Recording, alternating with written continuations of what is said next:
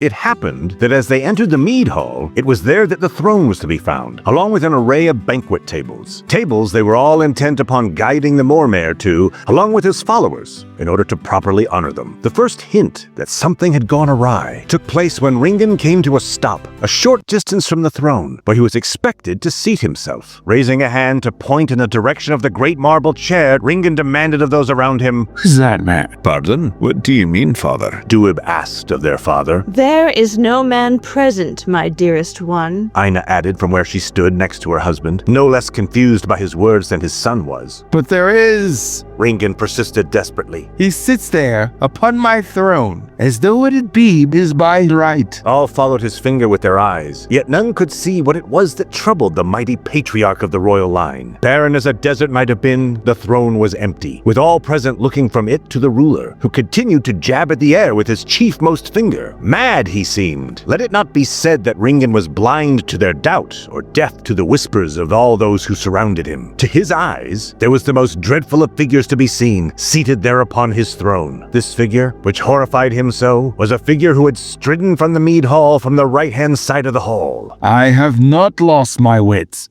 Ringan hissed, desperate to convince all around him of the veracity of this statement, and desperate beyond all reason to do so. "It is he! It is Domhnall, back from the grave, and he is seated there upon my throne." At these words, the expression of the old king changed. Before that moment, his disposition could best be described as somber, yet now it shifted to a more melancholic air. The pall cast over his face was one that remained present over the next moments, as Ringan gave way to ever greater madness. Maddened by the disbelief and doubt that clouded every face around him, Ringan was to cry out shrilly, "You must believe me. Domhnall is there, seated there upon the very throne I won him, and then later inherited." "Father, calm thyself," Padraig murmured, seeking to quiet his father as he saw the disillusionment growing on the face of Rory. "This is the man for which I cast down my honor and slew the Prince Rybert for," Rory complained, motioning to the king, visibly disgusted. Please, my lord, the High King holds you in the highest esteem, do you not, my dearest? Aina said with false sweetness, attempting to reconcile the two men just as cracks appeared between them. "Certainly, if you would only cease these games and acknowledge the man sitting upon my throne," Ringan said, persisting in his attempts to convince them of his sanity. "He who you once swore an oath of allegiance to as surely as you did to myself." "Father, control yourself," Padraig hissed impatiently. "Nuruk,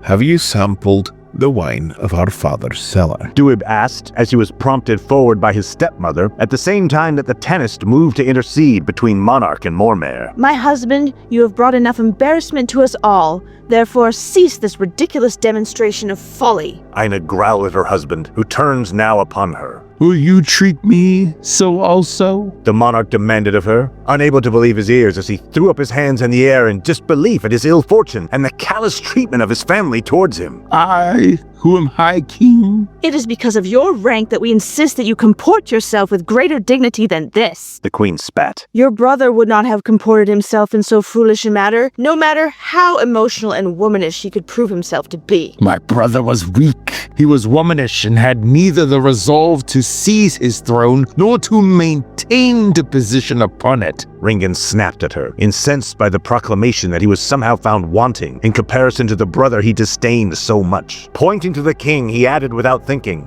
"You ought to kneel at my feet and grovel as you were so prone to doing to all others in life. All that I did and all that I have done was for your greater good, Domhnall, and that is why I am king and—" Here, his voice died down as he saw a new expression come to decorate the face of the brother who had loved him so earnestly throughout the whole of his life. The hate that at present was directed against him was of a sort he had never seen before. Many were the men who had despised Ringan. Counted amongst those who despised him were his clan's enemies, to rebels against his throne, to his cousins, whom he had usurped, and finally to his nephews and nieces. All had looked at him with such open hatred sooner or later, it seemed. Yet never, in all his life, had he seen Domhnall, The brother who had cherished him and always looked away from the slightest of his misdemeanors to the greatest of his crimes, looked on him in such a manner. The dark gaze of his brother, already shadowed due entirely to sorrow, became all the more clouded, though not with grief. Stunned to see his brother, who was so passive in life, adopt so furious a stare, was utterly unimaginable to him. It was more than he could bear. Nobody knew who reacted first at the sight of the frothing and thrashing monarch, whether it was Duib or Podrig or even the Queen. All knew only that the once proud warrior gave way to a fit of such madness as to frighten even the bravest of men, such as Norok and the many warriors in the mead hall. They knew only that Podrig soon ordered the doors sealed shut, and for someone to summon forth the king's physician and brother, Andrew. Not that Ringan heard any of this, still trembling and screeching madly as he fell into the arms of his sons. All he could see was the dark, burning eyes of the man who raised him.